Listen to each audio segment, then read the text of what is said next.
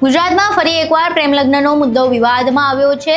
ચાંદની પટેલ નામની એક વ્યક્તિ દ્વારા એક દલિત યુવક સાથે પ્રેમ લગ્ન કરવામાં આવ્યા હતા, પરંતુ પરિવારને એ વાત પસંદ નહોતી, એટલે તેમણે તેના સાસરીએથી તેના વાળ પકડીને તેને મારીને પાછી લઈ ગયા હતા। આ સમગ્ર બાબતે બાદમાં તેના પતિ દ્વારા પોલીસ ફરિયાદ દાખલ કરવામાં આવી હતી અને હવે જે દીકરીને લઈ ગયા હતા એ દીકરીના પરિવાર દ્વારા સામે પોલીસ ફરિયાદ કરવાની માંગ કરવામાં આવી રહી છે, પરંતુ પોલીસે હજુ સુધી ફરિયાદ દાખલ નથી કરી અને એટલે હવે આ સમગ્ર મામલે પાટીદાર સમાજના અમુક આગેવાનો દ્વારા આંદોલનની ચીમકી ઉચ્ચારવામાં આવી છે। હવે એવું તો શું થયું કે આંદોલનની ચીમકી ઉચ્ચારવી પડી અને આખી ઘટના શું હતી, શા માટે આ મુદ્દો આટલો બધો વધી રહ્યો છે અને રાજ્યવ્યાપી આંદોલનની વાત કરવામાં આવી રહી છે, તમામ વિશે વિગતે ચર્ચા કરીએ। નમસ્કાર, તમે જોઈ રહ્યા છો ચક્રવાત ન્યૂઝ, હું આપની સાથે હેમંત।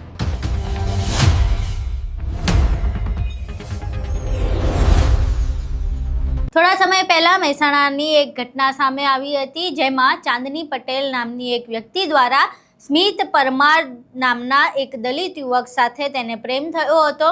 બંનેએ પ્રેમ લગ્ન કર્યા, કોર્ટમાં કોર્ટ મેરેજ કરવામાં આવ્યા હતા। ત્યારબાદ તે ચાંદની એના પતિ સ્મિત સાથે રહેતી હતી।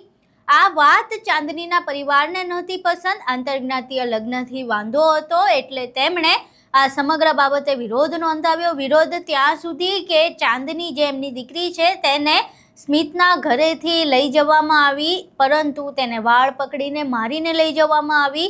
એના સીસીટીવી વિડીયો પણ સામે આવ્યા હતા। પહેલાં એ સીસીટીવી વિડીયો જોઈએ અને ત્યારબાદ આ આખો મુદ્દો આંદોલન સુધી કેવી રીતે પહોંચ્યો તેના પર ચર્ચા કરીએ।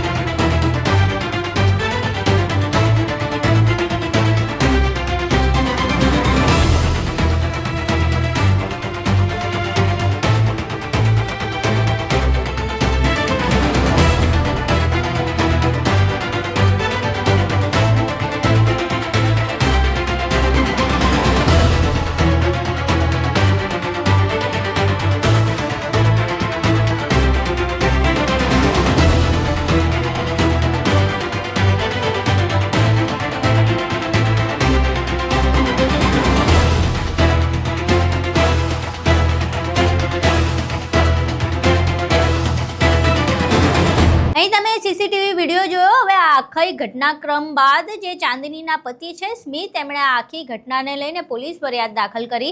પહેલાં તો ચાંદનીને જે પ્રકારે લઈ જવામાં આવ્યું તે મુદ્દે પોલીસ ફરિયાદ દાખલ કરવામાં આવી અને ત્યારબાદ સ્મિત એ દલિત છે અને આંતરજ્ઞાતીય લગ્નના કારણે આ આખો હોબાળો થયો હોવાનું તેમનું માનવું છે અને એટલે તેમણે એટ્રોસિટીની કલમ પણ એડ કરાવી હતી। હવે આ સમગ્ર મામલે જ્યારે એટ્રોસિટી પણ અંદર ઉમેરવામાં આવી છે, ત્યારે જે ચાંદનીના પરિવાર છે તેમનું કહેવું એવું છે કે એટ્રોસિટીની કલમ ખોટી રીતે દાખલ કરવામાં આવી છે। ચાંદની પાટીદાર સમાજમાંથી આવે છે અને એટલે પાટીદાર સમાજની જે સંસ્થાઓ છે તેના અમુક આગેવાનો છે તે પણ આ મામલે મેદાને આવ્યા હતા।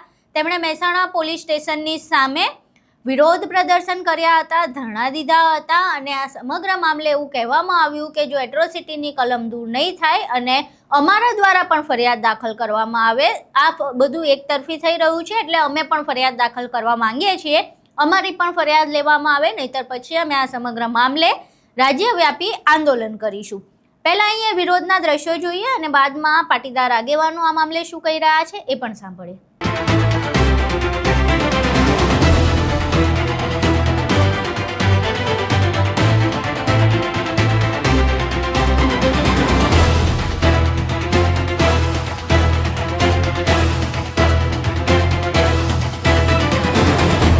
છોકરીએ જ્યારે ભાગી અને લગ્ન કર્યા ત્યારે એના મા બાપ અને ભાઈઓને ધ્રાસકો પડ્યો, એટલે એની શોધખોળ કરવા માટે એ છોકરાના પરિવારના ત્યાં ગયા તો એના ઘરે સમજાવતા હતા, છોકરી માની નહીં એટલે એના ભાઈઓ તો છોકરીને લઈને ત્યાંથી નીકળી ગયા।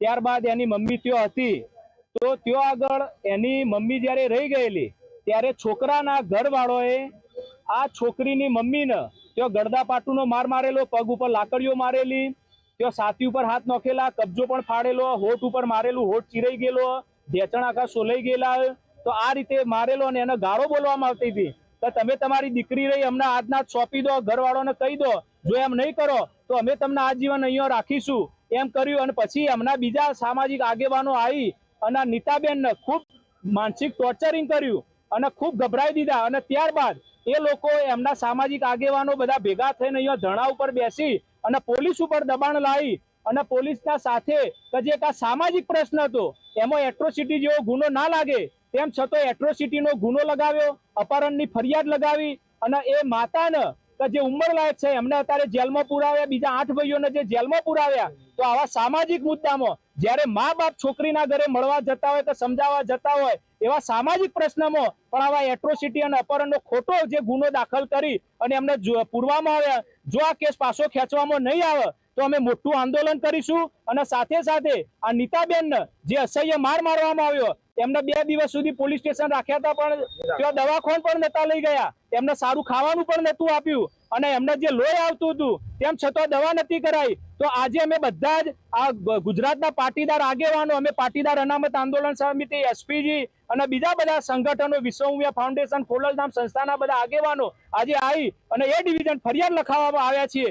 જો આ ફરિયાદ લેવામાં નહીં આવે તો આ આંદોલન આખા ગુજરાત લેવલે અમે મોટું આંદોલન કરીશું એવું અમે સરકાર અને અહીંયા પોલીસ સ્ટેશનને અમે વિનંતી કરીએ છીએ કે તમે વહેલામાં વહેલી તકે આ ફરિયાદ લેજો, નહીં તો આના વિપરીત પરિણામ આવે તો એના માટે જવાબદાર રહેશો. કારણ કે તમે એક બાજુ ન્યાય આપ્યો, બીજી બાજુ ન્યાય આપ્યો નથી. ન્યાય પાલિકા બંને બાજુ સરખી હોવી જોઈએ. એ તમારા સગાવાલા નથી કે આ બાજુ કોઈ સગાવાલા નથી. એટલે જે ન્યાય થાય એ પ્રમાણે કરો એવી અમે વિનંતી કરીએ છીએ. 2 દિવસ પહેલા જે પાટીદાર સમાજની દીકરીનું જે બનાવ બન્યો એની અંદર જે અમારા પાટીદાર સમાજના યુવાનો ઉપર જે ખોટા કેસ કરવામાં આવ્યા, ખોટી કલમો લગાવવામાં આવી, એ એક તરફી પોલીસે વલણ દાખવ્યું. તો અમારી માગણી એક જ છે કે બનાસકાંઠાના આગેવાનો અને મહેસાણા એસપીજીના આગેવાનો તથા મહેસાણાના આગેવાનો અહીં આગળ એ ડિવિઝન પોલીસ સ્ટેશનમાં હાજર થયા છીએ અને પોલીસને અમે એવું કહેવા માગીએ કે ભાઈ અમારી પણ ફરિયાદ લો કે જે દીકરીની માતા હતી એના ઘરમાં બોધી અને એને મારવામાં આવ્યો. તો અમારી પણ ફરિયાદ લો, તમે એક તરફી વલણ રાખશો નહીં. અને જો અમારી ફરિયાદ લેવામાં નહીં આવે તો ટૂંક સમયમાં મહેસાણા અને બનાસકાંઠા ત્યાંથી તમામ પાટીદાર સમાજ અહીંયા આગળ એ ડિવિઝન પોલીસ સ્ટેશનમાં એકઠો થશે. તેની ટોટલી જવાબદારી એસપી સાહેબની રહેશે. અહીં તમે દ્રશ્યો જોયા, પાટીદાર આગેવાનોએ શું કહ્યું એ પણ સાંભળ્યું. હવે જે આખી ઘટના સામે આવી છે ખૂબ જ શરમજનક હતી, કારણ કે આપણી સંસ્કૃતિમાં આપણે દીકરીઓને પૂજીએ છીએ. હવે નવરાત્રિ નજીક આવી રહી છે. નવરાત્રિમાં આપણે દીકરીઓના પગ ધોઈશું, એમના પગે ચાંદલા કરીશું, એમને મા દુર્ગાની જેમ, મા લક્ષ્મીની જેમ આપણે એમને પૂજીએ છીએ અને પૂજીશું. પરંતુ જ્યારે એ જ દીકરી પોતાની સ્વતંત્રતા મુજબ નિર્ણય લે, જ્યારે એ જ દીકરી પોતાના બંધારણીય અધિકારો ભોગવે, આંતરજ્ઞાતીય લગ્ન કરે, ત્યારે આ પ્રકારેનું વર્તન એમની સાથે કરવું એ કેટલું યોગ્ય છે? ચાંદનીએ જે પ્રેમ લગ્ન કર્યા એ પ્રેમ લગ્નમાં વાંધો આંતરજ્ઞાતીય લગ્નના કારણે થઈ રહ્યો છે. હવે આપણે જે સમાજની વાત કરીએ છીએ તો જેમ જેમ આપણે આગળ વધી રહ્યા છે એમ આપણે વિકસવું જોઈએ, પરંતુ આપણે વિકસિત નથી થઈ રહ્યા. અને એટલે જ ગુજરાતમાં વારંવાર આ રીતે પ્રેમ લગ્નના વિવાદ સામે આવતા હોય છે. આની પહેલાં કિંજલ રબારી હોય, કાજલ મહેરિયા હોય, કિંજલ દવે હોય, આપણે અનેક આ પ્રકારેના પ્રેમ લગ્નના વિવાદ જોયા છે. આરતી સાંઘાણી સાથે જે થયું એ પણ જોયું. એટલે આ મુદ્દાઓ ખતમ થવાની બદલે વધી રહ્યા છે. જે પ્રમાણે આપણે ચાંદનીની વાત કરીએ તો ચાંદનીએ આંતરજ્ઞાતીય લગ્ન જરૂર કર્યા છે, પરંતુ તેણે એક વેલ ક્વોલિફાઈડ છોકરો જે પોતે પણ ડૉક્ટર છે, એ છોકરો પણ ડૉક્ટર છે, એની સાથે લગ્ન કર્યા છે. એ પુખ્ત વયની છે, એને પોતાનું સારું ખરાબ ખબર છે અને સૌથી મહત્ત્વની બાબત છે કે બંધારણ એને અધિકાર આપે છે પોતાના મનપસંદ પાત્ર સાથે લગ્ન કરવાનો. એ એની સ્વતંત્રતા છે. જ્યારે એ પોતાના બંધારણીય અધિકારો ભોગવી રહી છે ત્યારે એને એના જ પરિવાર દ્વારા આ રીતે મારીને લઈ જવી, ચૂંટલો પકડીને લઈ જવી, જેને આપણે આપણા ઘરની લક્ષ્મી કહીએ, એ લક્ષ્મીને આ રીતે મારવી અને ચોટલો પકડીને લઈ જવી, આ કેટલું યોગ્ય? એટલે આ આખી જે ઘટના છે ખૂબ જ શરમજનક ઘટના સામે આવી છે. અને આ ઘટનાથી જે પ્રમાણે આપણે વિકાસની વાતો કરી રહ્યા છીએ, પરંતુ એ વિકાસ ક્યાંક રૂંધાતો એવું લાગી રહ્યું છે. ગુજરાતમાં વારંવાર આ રીતે પ્રેમ લગ્ન અને આંતરજ્ઞાતીય લગ્નને લઈને વિવાદ સામે આવતા હોય છે ને ફરી એકવાર આવો વિવાદ સામે આવ્યો છે. હવે આ વિવાદ ક્યાં જઈને અટકે છે? જેમ પાટીદાર સમાજના અમુક આગેવાનો દ્વારા આ મામલે આંદોલનની ચીમકી ઉચ્ચારવામાં આવી છે, તો શું આ મામલે આંદોલન થાય છે કે કેમ? જે ચાંદની પટેલ છે, ચાંદની પોતાના ઘરે, પોતાના સાસરે પાછી જઈ શકે છે કે કેમ? એ તમામ બાબતો ચર્ચાનો વિષય છે. પરંતુ આજે આખી ઘટના બની, એ ઘટના બાદ જ્યારે પોલીસ ફરિયાદ દાખલ કરવામાં આવી ત્યારબાદ ચાંદનીના પતિ અને એના પરિવારે આ મામલે શું કહ્યું એ પણ સાંભળો. ચાંદની જીતેન્દ્ર કુમાર પટેલનું અજાણ્યા શખ્સો તથા એમના મમ્મી પપ્પા તથા એમનો એક ફૂઈનો છોકરો અંકિતભાઈ આવીને અપહરણ કરીને લઈ ગયા હતા.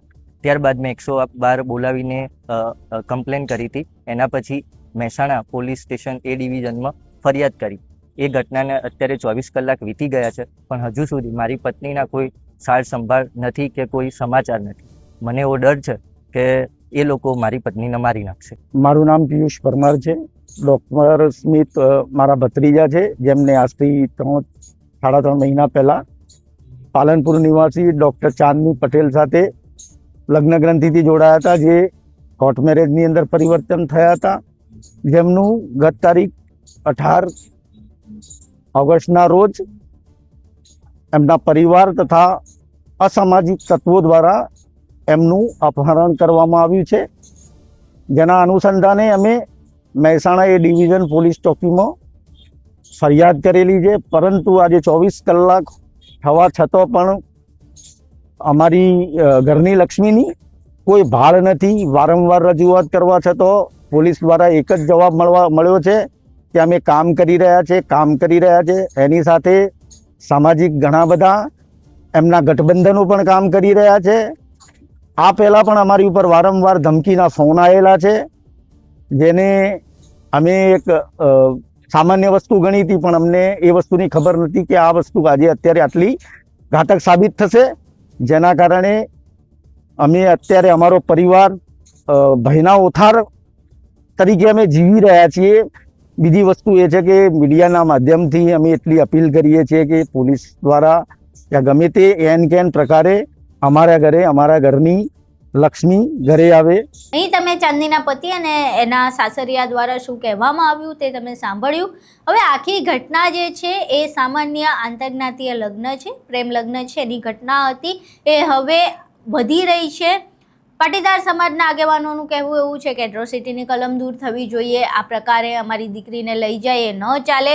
બીજી બાજુ જે ચાંદનીના પતિ છે સ્મિત પટેલે આ સમગ્ર મામલે કહી રહ્યા છે કે અમે અમારા બંધારણીય અધિકારો ભોગવ્યા છે, એટલે અમે બંને એકબીજાને પ્રેમ કરીએ છીએ તો લગ્ન કરવાની અમારી સ્વતંત્રતા છે. પરંતુ આ સમગ્ર મામલે જે પ્રમાણે આ આંદોલનની વાત થઈ રહી છે અને જોઈને એવું લાગી રહ્યું છે કે ગુજરાતમાં હવે પ્રેમ લગ્ન અને આંતરજ્ઞાતીય લગ્ન ખૂબ જ અઘરા બની ગયા છે.